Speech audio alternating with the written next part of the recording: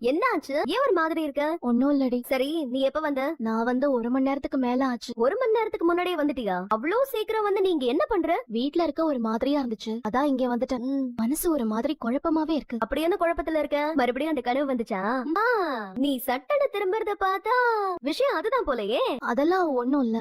பொய் சொல்லாம உண்மையை சொல்லு. மறுபடியும் அந்த கனவு வந்துச்சா? இந்த தடவை அந்த கனவுல பிரேஸ்லெட் மோதிரம் எல்லாம் போட்டு உன் கழுத்துல தாலி கட்டினது யாருன்னு தெரிஞ்சதா? கேக்குறேன்ல, சொல்றி. முகம் தெரிஞ்சதா இல்லையா? முகம் தெரிஞ்சது தெரியல, அதை எதுக்கு இப்ப கேட்டுட்டு இருக்க? போய் வேலையை பார்ப்போம். உனக்கு முகம் தெரிஞ்சதா இல்லையா? அதுக்கு மட்டும் பதில் சொல்லு. தெரிஞ்சது. ஓ, அதான் இப்படி குழப்பத்திலயும் டென்ஷன்லயும் உட்கார்ந்துட்டு இருக்க. சரி சொல்லு, யார் முகம் தெரிஞ்சது? அது யாருன்னு தெரிஞ்சுக்க நான் ஆவலா இருக்கேன்டி. சொல்லு. நான் அதை சொல்றதுக்கு ஆவலா இல்ல. முதல்ல இந்த விஷயத்தை பத்தி பேசவே நான் விரும்பல. போய் வேலையை பார்ப்போம். இவ்ளோ தூரம் நான் யாருன்னு கேக்குறேன்ல, சொல்லண்டி. எனக்கு சொல்ல விருப்பம் இல்லன்னு சொல்றேன்ல. எனக்கு ஒரு கெஸ் இருக்கு. என் கெஸ் கரெக்டா இருக்குமான்னு பாக்கலாமா? நான் சொல்றேன் அது யாருன்னு. யாரு? அவர் பேரு கேல ஆரம்பிச்சு எண்ல முடியும். அதுவும் முருகனோட பேர் தான். அதான் குமரன் சார் வந்த மாதிரி கனவு வந்துச்சு. இப்படிதான் ஒரு விஷயத்த சொன்னா நீ பேசிட்டே இருப்பியா? ஏண்டி, நான் தெரியாம தான் கேக்குறேன்.